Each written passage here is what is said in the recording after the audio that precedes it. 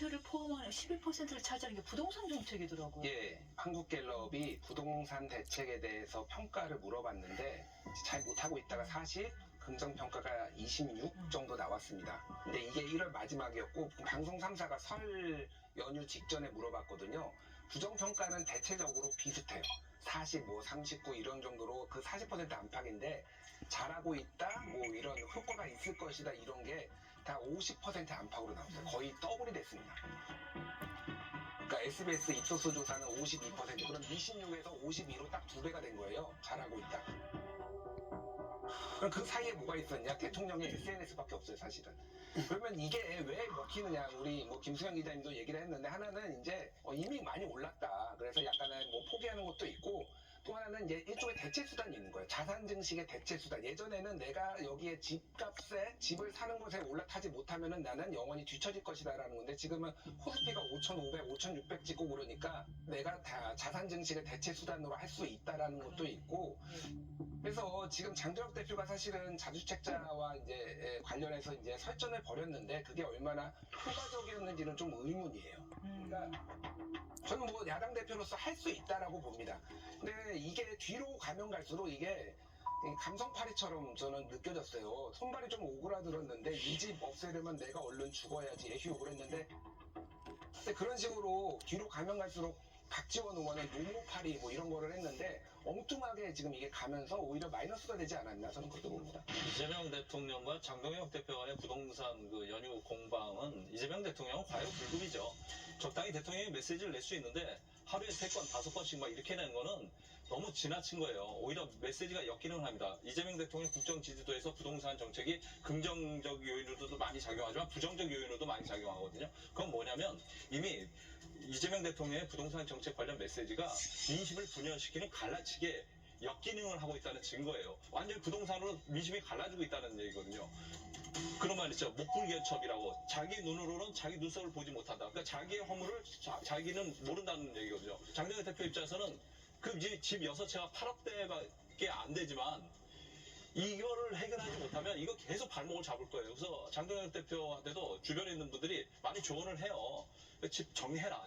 그래서 제가 알기로는 아마 조만간 그 보령집하고 여의도 사무실을 몇 건 정도는 정리하실 계획인 걸로 알고 있습니다.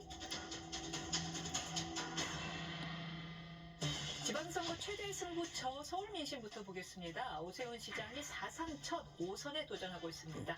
대통령의 공개 칭찬을 받은 정원호 전 구청장이 오차 범위를 넘나들면서 달리고 있는데요. 서울시장 판세 어떻게 보시나요? 일단 여론조사에서는 정원호 성동구청장이 오세훈 시장한테 앞서는 걸로 나오잖아요. 근데 이게 지속될 것 같지는 않아요. 큰 문제는 누가 봐도 그 2달 전만 해도 1위 후보였던 오세훈 시장을 당에서 계속 그 발목을 잡고 끌어내리는 상황이잖아요. 오세훈 시장을 대체할 수 있는 사람이 있다거나 경천 동지할 만한 뭐 영입 인물이 있으면 좋은데 그렇지 않은 상황에서 자꾸 이거 힘을 빼고 있으니까 오세훈 시장이 지금 힘을 못 내고 있는 거죠.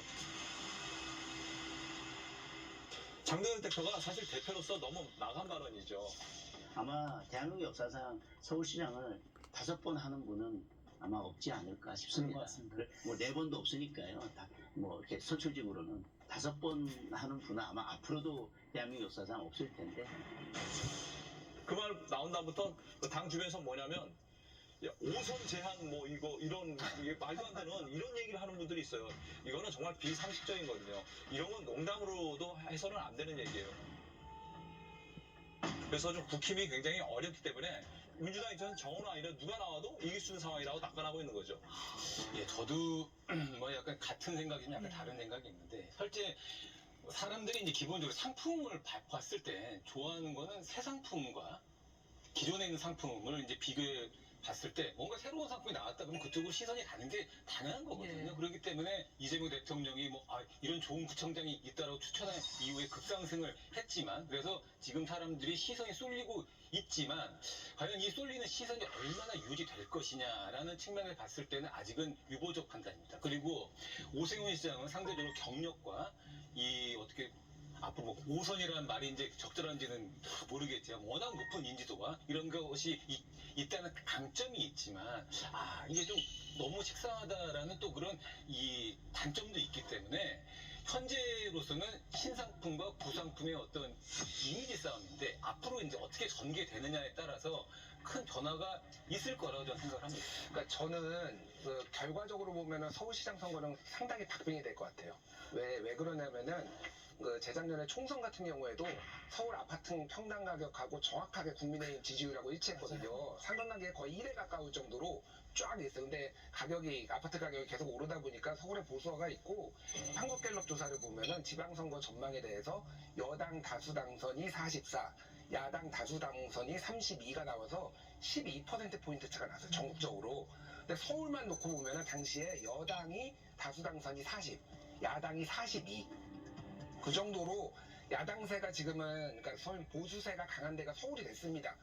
그래서 저는 오세훈 시장이 여러 약점에도 불구하고 해볼 만하다고 생각을 하는데 김주환 실장님이 말씀하셨지만 저는 그 문화일보 유튜브 나가서 장준혁 대표가 얘기한 걸 보고 깜짝 놀랐어요. 정말 이거는 민주당의 후보들이 공격할 때 어떻게 5번을 할 수가 있냐, 5선의 비전이 뭐냐 이런 얘기를 민주당에서 하는 얘기거든요. 근데 이거를 자당 대표가 나가가지고 그러니까 내 당대표 그런 거 거론하지 말고 네 일이나 똑바로 해 이 얘기를 하려고 한 건데 이게 지금 일파만파가 되고 있는 상황이에요. 어떻게 이런 일이 벌어질 수 있는지 보수는 내분 때문에 제가 보기에는 망할 것 같아요.